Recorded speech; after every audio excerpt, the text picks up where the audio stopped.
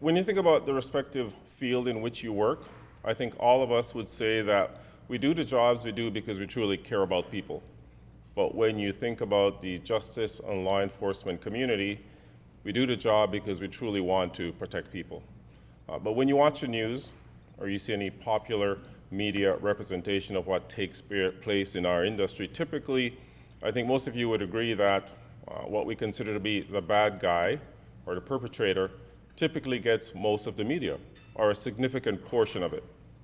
When you think about the justice system, unfortunately, it appears sometimes that the justice system places more on the rights of the perpetrator than it does of the victim.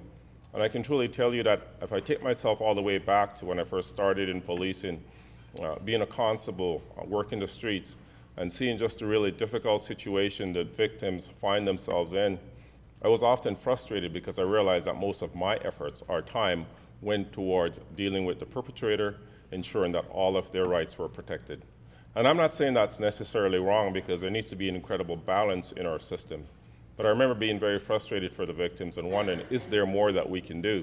And I can tell you, when I transferred to what's called our community relations division and started doing the proactive engagement, and I saw the incredible work that's done by our victim services unit, then I started to realize there was a component that was actually focusing on the rights and just the feelings of the victims. And I thought that's incredibly important. But when you think about our entire world, think about the work that we do, I truly believe that we need to put more targeted, dedicated focus towards the rights of the victims. I mean, the ideal that all of us would strive to achieve is that there would be a world where this would not be required. But unfortunately, it is required.